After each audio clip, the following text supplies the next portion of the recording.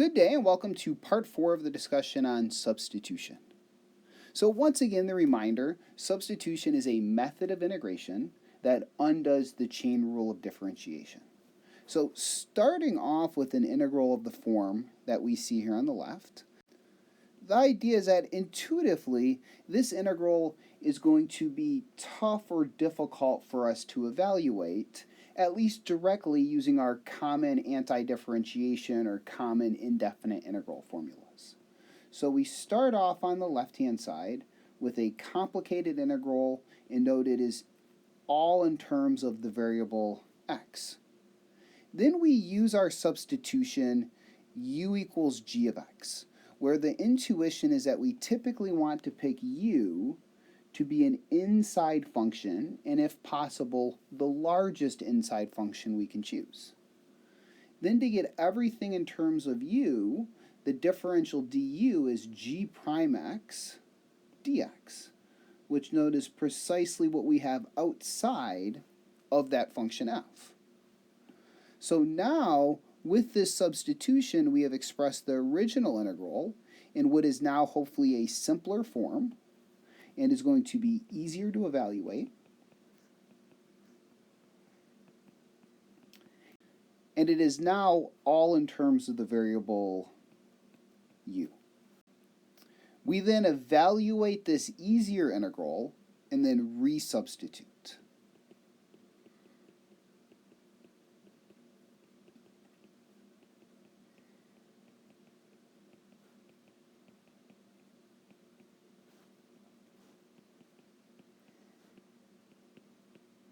So when it comes to using a substitution to evaluate an indefinite integral, remember the substitution doesn't solve the integral for us. What it does is it expresses it in this easier form that we can hopefully more quickly and more efficiently evaluate. So once again, we're at kind of this ideal position to do some additional practice. And if we were meeting in person on campus, this is where I'd be turning the floor over to you all.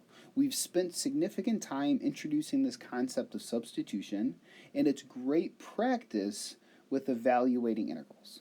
So what I would like you all to do is pause your video, and for both of the examples given here, use a substitution to evaluate the indefinite integral.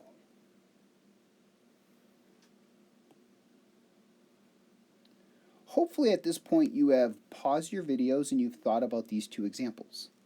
Note, being able to integrate or evaluate these indefinite integrals quickly and efficiently is going to be a skill that will serve us very well in the future, not just in Calculus 1, but all the way through Calculus 2, Calculus 3, and even differential equations if you need to continue on. So with this first example, it's tempting to think that we could evaluate this directly. But note, in its current form, and there's no algebraic manipulations that we can do, there is no way for us to directly evaluate this indefinite integral. And remember, whenever that occurs, our only other approach is to use a substitution. And furthermore, when we come up with a choice for u, we want to choose u to be the largest possible inside function. So in this case, my intuition would be to try u equals x minus 1. That would force du to be 1, the derivative of x minus 1, dx. So note, very quickly, very efficiently, we've turned this into an equivalent indefinite integral only involving this variable u. And getting it to this form where we have a power of the variable, remember, is the ideal scenario. The anti-differentiation or indefinite integral formula we use most frequently is for integrating x to the n. We would get back 1 over n plus 1, x to the n plus 1, plus c, with the small stipulation here that n is not equal to minus 1. In our case, square root of u is u to the 1/2. 1/2 plus 1 is 3/2. 1 over 3/2 is 2/3. And lastly, remember our final step whenever we are evaluating an indefinite integral and using a substitution is to resubstitute. So in this case, I'm going to replace the u with x minus 1.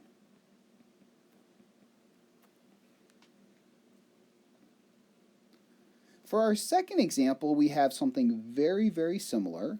We've just tacked on this extra x outside of the square root. So maybe our intuition from the previous example would be a good starting point. We cannot directly evaluate this. There's no obvious algebraic simplifications or modifications that would help us out. So we try substitution. Choose u to be the largest possible inside function. If u is x minus 1, du is dx. And note, we are in a scenario that we've encountered before. We want to take this integral only involving the variable x and rewrite it as an integral only involving the variable u. But we are left with this pesky leftover x. And if that ever occurs, remember, go back to the substitution. The substitution itself gives you the relationship between u and x. And if you wanted to isolate x, you would simply add 1 to both sides. So x is u plus 1. And now, solely in terms of u, we have the integral of u plus 1 times the square root of u. And I'm going to immediately, for convenience, write that square root u as u to the 1/2 power. And now we're almost to that ideal position. To get all just powers of u's being added together, we distribute u to the 1/2 through. So the indefinite integral of u to the 3/2 plus u to the 1/2. And both of these terms can be anti-differentiated quickly and efficiently using our formula to the right. In the first case, n is 3/2. In the second case, n is equal to 1/2. So 3/2 plus 1 is 5/2. 1 over 5/2 is 2/5. And then similarly from what we did above, we'd have 2/3 u to the 3/2. It's an indefinite integral, so we must include a plus c. And our final step is to resubstitute and write each and every one of those u's in terms of x. So we'd be left with 2/5 x minus 1 to the 5/2 plus 2/3 x minus 1 to the 5/2 plus c.